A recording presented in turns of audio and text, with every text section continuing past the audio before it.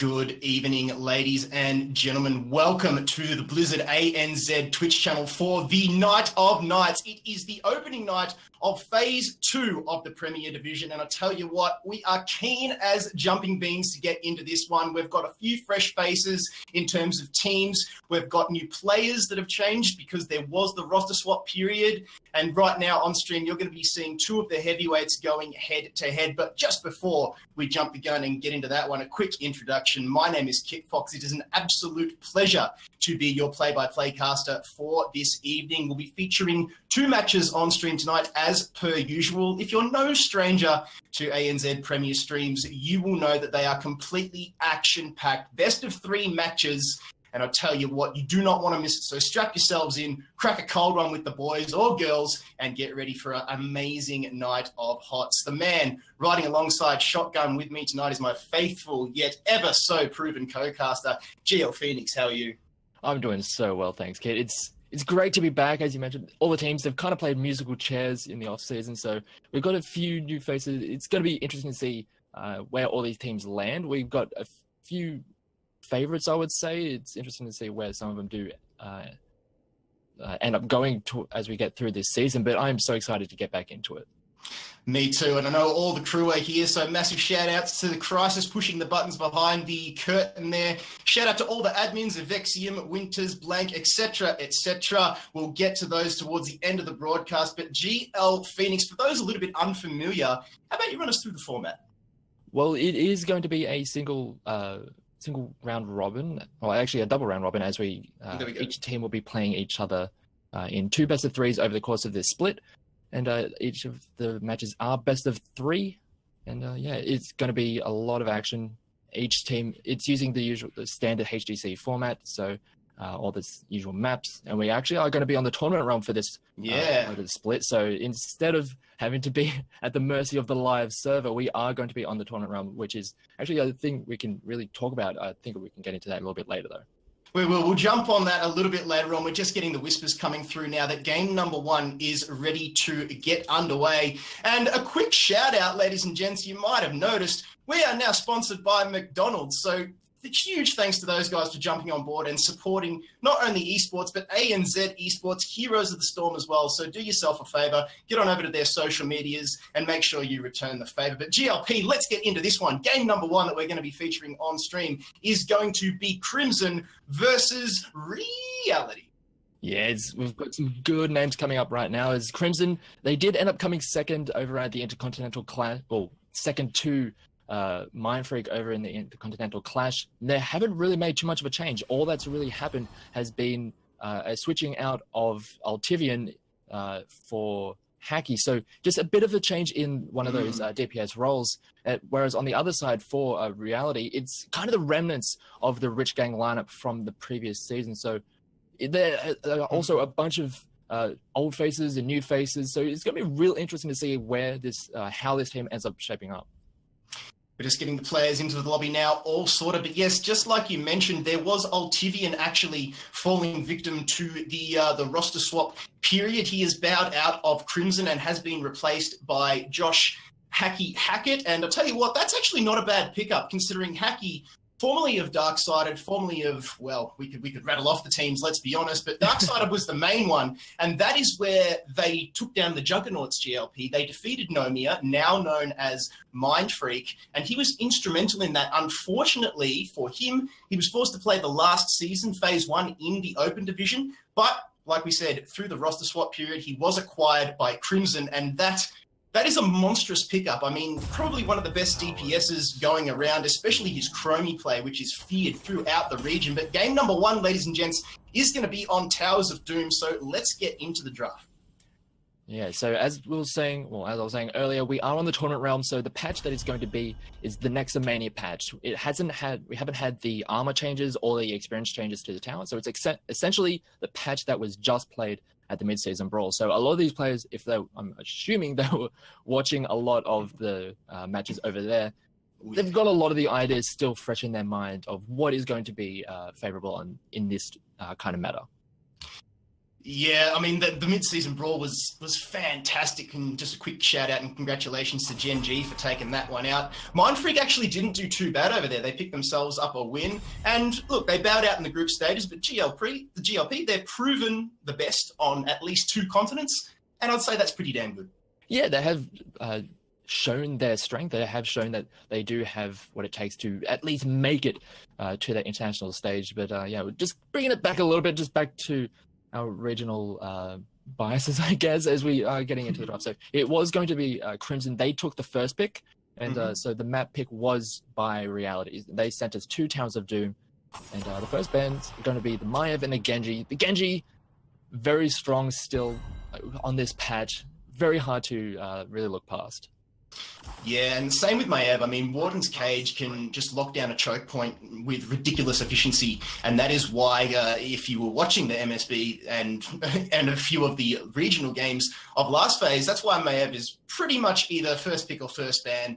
And if you first ban, if you're not banning her, you're probably going to be going up against her, and then already you're on the back foot. So the game starts in the draft GLP, and Malfurion is going to be locked in to start things off for Crimson.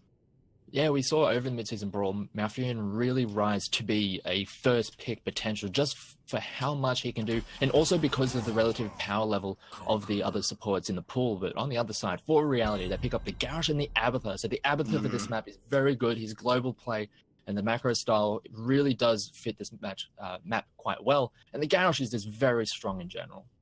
I like the new changes they put to Abathur as well. You can actually see your hat target now on the mini-map, so that's something that you can definitely keep your eyes on. Jaina and Blaze going to be locked in already. I'm liking Crimson's draft here. I love that mages are sort of forcing their way back into this meta. We saw a lot of Chromie over MSB. Jaina as well. I mean, Ring of Frost, like we said, able to choke down, very similar to the way that Warden's Cage can. You couple that with the entangling roots of Malfurion, and you're already putting the team on the defensive. And with Abathur Garrosh, now REEality, they have to answer this. What can we do to counter the solid lineup already of Crimson? They've already got basically everything they need. They've got that solid sustain and front line with Blaze. You've got the damage with Jaina, and the backline heals and CC of Malfurion. Already they are looking extremely strong out the gate. They're sending a message.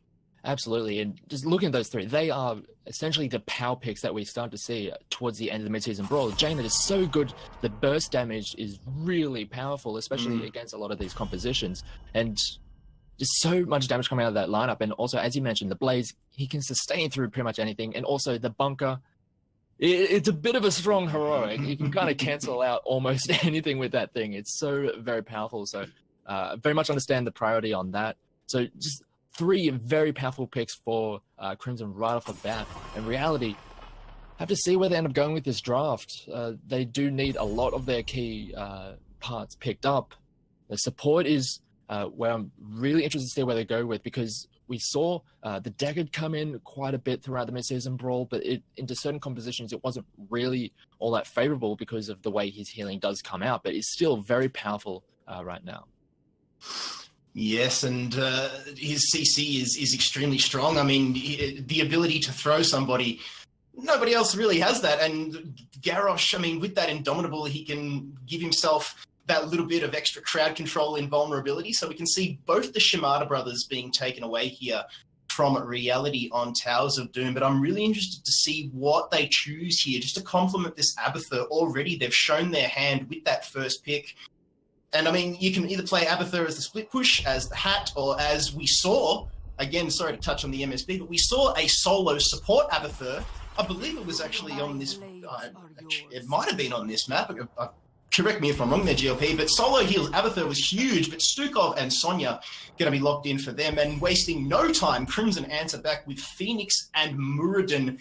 And GLP, their draft it's looking very dangerous. That is an incredibly powerful draft on the side for Crimson. They've got all the key things you need. You've got the solid front line, you've got the durability, you've got the sustainability, and the amount of damage that they have, and the different styles of damage that they have is very powerful. You've got the upfront burst of a Jaina, and also that very extended teamfight damage from a Phoenix. So a lot of these teamfights, they can essentially take it however they want, and they're going to look very good in how they come at it. But on the other side, for REEality, they have their last pick. It's essentially going to be the DPS. What do they want to really round this out? I'm looking towards maybe something like a Greymane to get the most out of an Abathur hat and also just this very aggressive style of lineup. But at that point, you're going all in with a very melee-heavy lineup into a Jaina and a Blaze and a Muradin who they don't really care about where you're about your aggression. But the Chromie is the last pick. Not going to say I expected that one. Well, that's just saying to Hacky, hey, if you want to let your favorite hero fall through, we're going to pick it up and use it against you. I'm not entirely sure.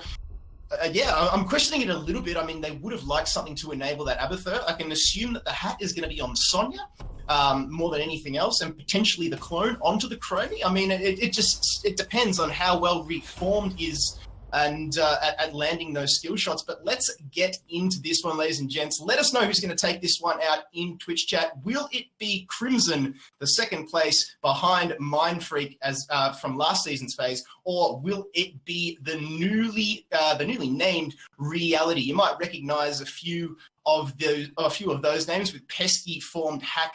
Icebold coming across from Outlaws as well. Unfortunately, they dissolved and they will not be playing, but Booty Pop as well. So there's a lot of Rich Gang in there that I'm looking at. Yeah, it's a lot of the remnants of Rich Gang with a few additions here and there. So very much interested to see how this roster ends up going throughout this season, because we saw in the previous split, yes, they did have the lineup to potentially challenge some of the higher seeds, but they didn't turn up a lot of the time. So hopefully we get them turning up more often this season. Yes, and remember the caster clash. I threw all my eggs into the Fesh basket as one of my solo hard carries, and the lad didn't even show up. But regardless, let's see what they can do. So without further ado, let's get this game underway. Crimson on blue. We've got KVA playing Muradin, Jesmez playing Blaze, Azure is playing Phoenix, Hacky is on Jaina, and Shadow is Malfurion. And on the red side, we have REEality. We have Pesky on the Stukov, Reformed on Abathur, Hack on the Sonya, Ice Boldwater on the Chromie, and Booty is on the Garrosh. So the old tit for tat, the punch on the ANZ bust up in the mid lane is just popping off here. You can see Blaze throwing down a few oil slicks, light them up. Chromie just checking the bushes. Oh, wow. Icebolt KVA actually walks on top of a time trap, and he gets taken down in the opening seconds of this game. Sub 30-second frag. Hack himself almost falling down as well, and is now forced to back. So Icebolt on that Chromie having instantaneous effect. Yeah, and I think a lot of that power did come in from that lurking arm, just locking out any chance for KVA to get out of that situation. So really great start coming in for REEality, getting that early kill, but it's still a long way to go. Yes, and the EXP is pretty much even Stevens at the moment as you cast your eyes up the top there. You've got Formed up in the top lane there on Abathur, doing what he can to throw the hat down. It's going to be Blaze versus Sonya in the top lane with the support of Abathur. Chromie's just going to sit down in the mid lane. Now we're rotating. Already we can see an early camp coming out here on the side of Crimson, wasting absolutely no time. They'll get their sappers moving down. Icebolt plants a sandblast on Azure's face, just lets him know that he's checking every single nook and cranny. Now Phoenix actually gets caught out here. Azure, just manages to get away. Great lead coming out there, but looks like Booty is in trouble. Yes, Garrosh gets rooted, gets taken down, and already REEality feeling the wrath of the second place Crimson. Yeah, and that's one thing we have to really look at with this lineup from Crimson, with the Jaina and also with the Malfurion. The amount of just crowd control that they have, it'll be very hard for a Garrosh to just walk away from it because of the constant slows and also the roots coming in from Malfurion. It's very hard for a Garrosh to stick around. And also, once we get later and later into this game, the damage really does ramp up, especially at level 16 when the Jaina will probably get that Northern Exposure. Just shredding away a lot of that armor can really make his life pretty much living hell on that front line. So EXP leads slightly, well, almost quite comfortably. I'll take that back. It's comfortably in favor of Crimson at the moment, and that's because they took both the sapper camps. So they went for the invade, they were successful, and that was off the back of that kill. Without Garrosh on that front line and Sonya up in the top lane, REEality are just going to be left extremely exposed, and their squishies like the Chromie, like the Stukov, are just going to get taken out here. So until level 10 rolls around here, GLP, they need to be really careful, and already you can see Booty getting cornered down again. Will walk around the roots there that were thrown down from Shadow. So smart play there, but almost getting caught out again. But the EXP lead comfortably in favor of Crimson, 6-5 at the moment, a one whole level lead as we go into the first tower phase. Yeah, and one thing to really note is that on this patch, this is the Nexomania patch where a lot of the experience is still in those towers. So by grabbing those early sapper cams, they were able to really clean up that front wall on the bottom side of the map, getting a lot of the extra experience that you're seeing right now. So Iceball doing his best on that Chromie with the long-range artillery just to interrupt those captures.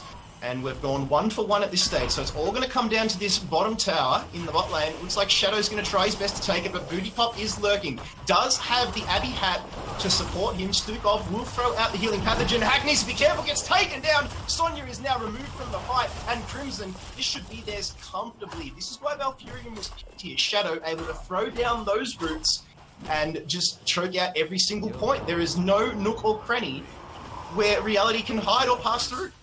Yeah, just a very good zone control, and also with essentially everyone there on the side of Crimson, very hard for Booty on this garage to really step forward, and yeah, just made it very hard for them to get anywhere, and they are going to secure the extra bell tower, and they're just going to keep on applying pressure to the members of REEality. They're try and get onto Pesky now. Yeah, KVA hurls himself in head first, but Mr. Stormbolt, Pesky will just say, yeah, I see you coming, walks away, pretty much scratch-free. Now KVA gets, well, caught in here by Booty, gets thrown with the Groundbreaker combo, and now Jaina will try her best just to throw down the AoE. Booty again with the Groundbreaker. Will he follow up with the Wrecking Ball? Doesn't look like it so far. Stukov throws down the silence, but Chromie gets cornered, taken down by Phoenix. Crimson dominating the early stages of this game. They move to level 8, 3 kills, and it's looking pretty sweet for them at the moment, GLP. Yeah, and this is one of the things that can really happen when you have an Abathur in your composition. You do struggle early on in the game, and Booty, he is in a very awkward situation and should end up going down. Crimson just showing their class here at the moment, flexing those muscles, saying, hey, we represented this region over at Latin America. We came second behind Mindfreak, and that is nothing to turn your nose about. Like we were saying earlier on GLP, Mindfreak, best on 2 continents. That is quite an achievement. I don't know a lot of teams that can say that. But again, KVA going deep, extremely deep. Iceball throws down the Dragon's Breath. Will actually land some damage, but Pesky should get taken down here. Yes! Stukov gets removed from the board, and Crimson move themselves on to 5 kills, level 9, and they're going to be hitting level 10. And poor old REEality, they've just hit level 7 on that talent tier. This tower in the bottom lane has gone over to Crimson already. The map is burning blue at the moment. Tower phase is in. It's going to be spawning down the bottom. This will go comfortably over to Crimson. And with this Abathur, like you said, GLP, until level 10, REEality, they just have to play defensively. Yeah, they can't really do a hell of a lot. They have to be very careful with how they make their approaches at this point. And yeah, they need to get to level 10 so they can try and fight on even playing field. But on the top side, Hack trying to stay alive with the help of the Abathur, but it's just not going to be enough. Crimson 2 got on their rotations here at the moment. The wheels just falling off the REEality wagon. They still haven't hit level 10. They're only on 8. Meanwhile, level 11 is about to be picked up with this top sapper camp by Crimson. They continue to just put pressure on this map. And if they had it their way, GLP, they would march all the way into the core and take down the Gravekeeper themselves. Yeah, unfortunately, it would be nice if that could happen in sometimes this map where you just have such a strong early game where you just wanted to push it right into their face. But fortunately, that's not how this map works. You have to just play the objectives, play the mechanics out, and yeah, it's gonna take a while to get towards those finishing blows. It does mean that REEality has some opportunities to get back in. It will take a bit of effort and a lot of safe and cautious play, but there is a way for them back into this game. The baits coming out there from Pesky in the bottom lane just stayed in the silence, in the lurking arm, just for a little bit long there. Baited KVA on top of the time trap, but you know what? He's Muruden. He does not care. He'll just dwarf toss himself away. As we're 30 seconds away from the next tower phase here, GLP. Just want to have a quick look at the talents. Jaina is, well, just below 6k on her Frostbite challenge. Chromie, meanwhile, Iceball on Chromie, 22 stacks on Sandblast. Not looking too shabby at all, but they really need to start making a mark now that they've hit level 10. Finally, this is where REEality can really turn up the dial. Yes, they're 2 levels behind, but they're not down and out of this game yet. They have just hit the biggest power spike that they're going to hit all game with an Abathur. That is 10. That is access to the clone. He's actually still holding off on choosing his ultimate at the moment. So we'll just have to wait and see where that one goes. Icebolt creating a zone here with the Sands, and it looks like KVA goes in, blows the Avatar. The Avatar hack comes down. REEality, they really need to make something happen here. There's the bunkers, and picks up the kill on Garrosh. In goes Azua. He's the fire of that laser. He's going to pick up Reform's clone. Hack needs to get out of there. He gets dunked upon. Level 13 picked up by Crimson, and it's just an absolute bloodbath here on Towers of Doom. Yeah, that was essentially one of the best opportunities for REEality to get an even close to even fight. They did have their heroics. It was just about to get to 13 on the side of Crimson, so they realized that that was one of the few options that they were going to have to be on an even talent tier. But yeah, it's just too much power coming in for the side of Crimson. We saw the power of the heroics of this Crimson lineup, the bunker, the tranquilities. There's too much power coming through. They just didn't have the damage to really push through that. And essentially, once that front line goes down, this Chromie can't really stick around. She can throw sand from a distance, but it's very hard to really execute anyone when you're forced all the way back at that point. Yeah, REEality, they're just forced to play catch-up from here on out, and I think they struggled from the draft stage already. You can see Icebolt and Pesky going to get caught out. Chromie gets absolutely melted. Now it's all up to Pesky. What can she do? Stands on the root, will not get away! How about that? Jaina's Elemental actually picking up the kill there. REEality lose 2. Crimson continue to put them in a sleeper hold. Hack is forced to back in the top lane. Bunker will go down in the top with the help of Azua, and this is just going to be a free tower here. It's all Crimson from here on out. Yeah, this is looking absolutely dominant from Crimson. Good way to start off this split for them, with a very confident game coming out of them, with a very solid draft, as well as Booty. He wants to step forward. He does have the Abathur hat, but has to be very careful stepping forward at this point, as they don't really have the strength at their back to really step forward like that. No, they don't. Well, Ultimate Evolution is available, so next team fight, they need to make something happen with it. Reform really can't do much here. I mean, it's Towers of Doom. You could argue it's one of Abathur's best maps, but have a look at this tower damage. You could breathe on that tower and it will go down, and that should be enough to take it down, or will it? No, it's got 120 HP left, and Crimson are hungry for it. They want these auto attacks. REEality at level 12, Crimson at level 15, 10 kills to 1 on the scoreboard. And poor old REEality, they've lost every single tower at the moment. They're going to take a couple auto hits before Hack in the top lane will be able to take that down and just reset that one.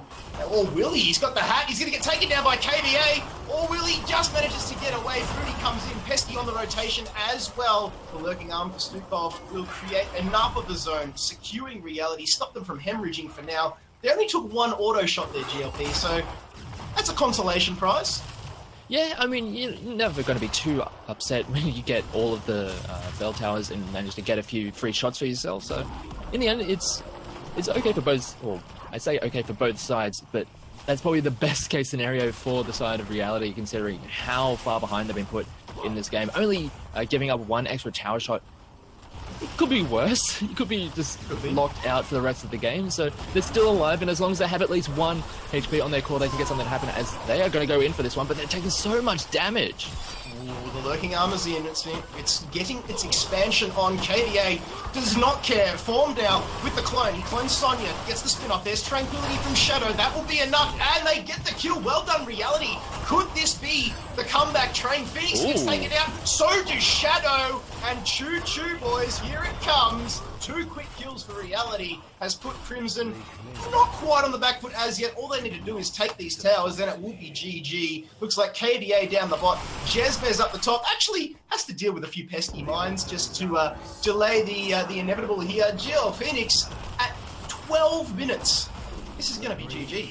Yeah, it's looking very tough for them to actually hold on at this point. They only have 3 HP on their core, and with 2 of these bell towers still up, I don't see how they survive this. I mean, Booty's going to try and help out in just stalling this for as long as possible, but they're actually going to be able to get a kill onto the Jaina, but I don't know if they can actually hold on at this point. They're going up a very steep hill right now, and they're trying to stall it. They do have some of the tools available to them, but I'm not sure if they can actually keep this going for much longer.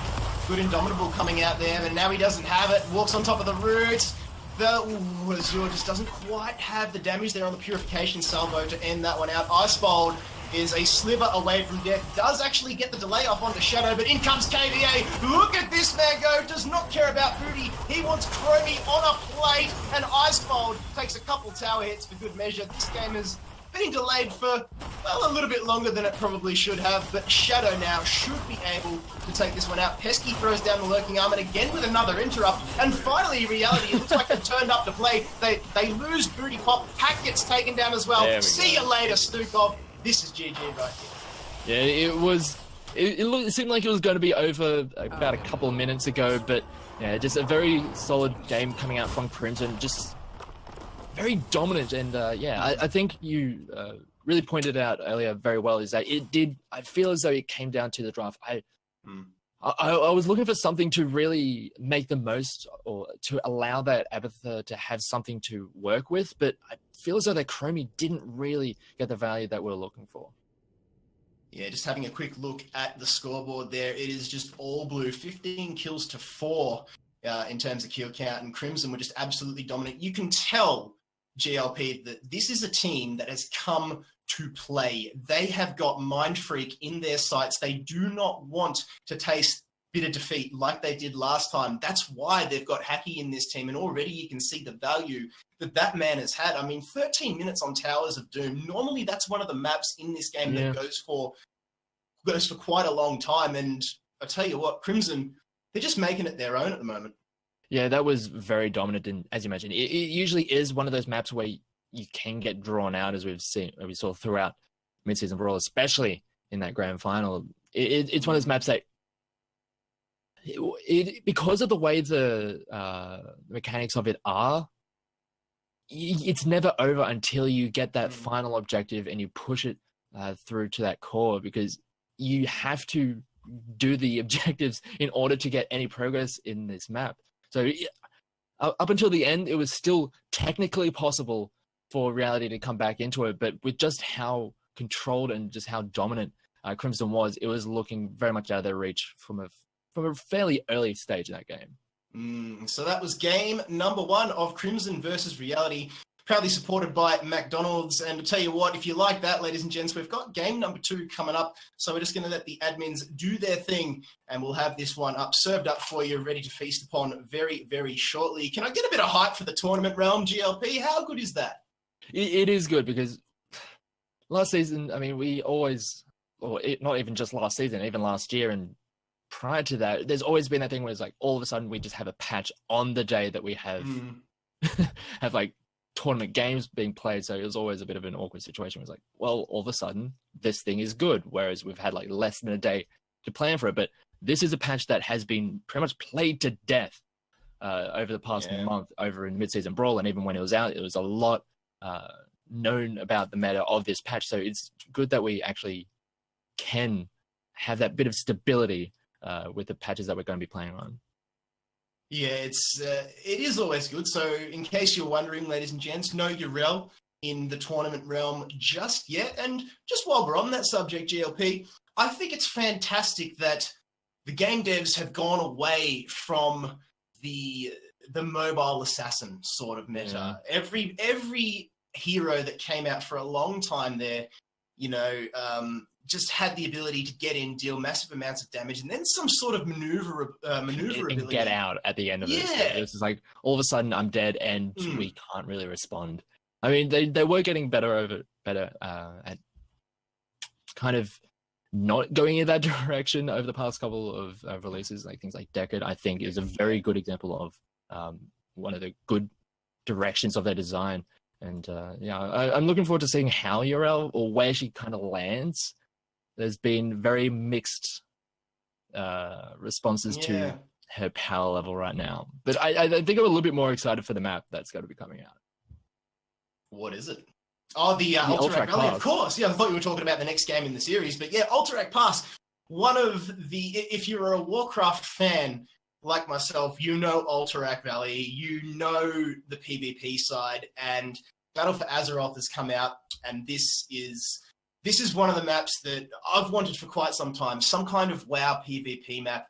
And now that we've got Alterac, where there is no core, where there is in fact the faction leaders. So that will be interesting as well. I mean, they've tried to do something similar before when Hanamura came out with the boss. I mean, it was basically like a raid boss sort of thing. Yeah. Where basically everybody had to zerg it down. And it's going to be similar on Alterac, but it's a 3-lane map, like Volskaya as well before it. I mean, I'm so hyped for it. Cannot wait. Absolutely. I mean, they were, over at the Midseason Brawl, during their All-Star games, they did have a best of 3 series on the Alterac Pass, so we did get a little bit of an idea of what could be good, what might be viable for that map. And it seemed like lane pressure was the way to go. Playing the macro style and just getting the advantages that way seemed to be the thing that worked out, especially if you are able to secure the objective and get those charges just going through. There's so much pushing power, so hard to deal with. But to be honest, I never played WoW, so a lot of it is like over my head. So essentially, when they were doing that All-Star thing, Kalaris, he was just having a field day with all the lore. He was just dropping lore naos just everywhere, and I'm just like, I'm excited, and I'm just willing to ride this wave with you, but it's all completely over my head. One of the best parts, that's why I played Warcraft, was because of the lore.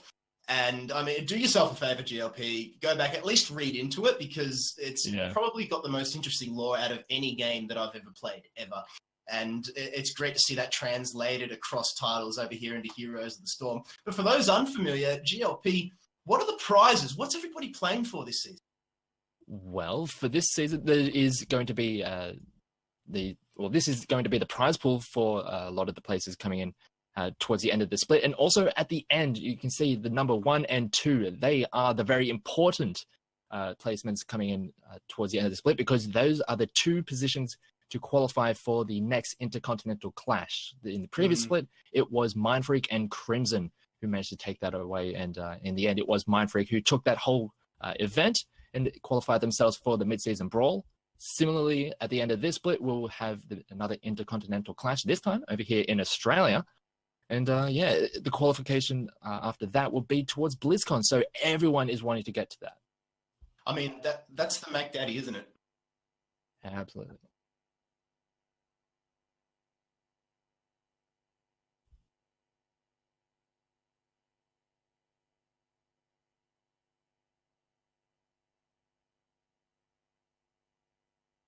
All right, ladies and gentlemen, we're just getting the whispers that are coming through now. Make sure that you don't go too far away, because we're going to be having the next game coming up on stream. Just a quick update. It looks as though Crimson are going to be taking the series away from REEality, because REEality are just having a few issues with one of their players. He's unable to return. He had to make a quick exit, and unfortunately, they don't have another player to field. So unfortunately for REEality, they are going to have to bow out. So we are going to take a break, and we will be back at 8:30 with the next game, which is between Twisted Vision and Xylophone Dudes, the team formerly known as QM Warriors. So don't go anywhere. We have got more Heroes of the Storm, proudly supported by McDonald's, coming your way right after this.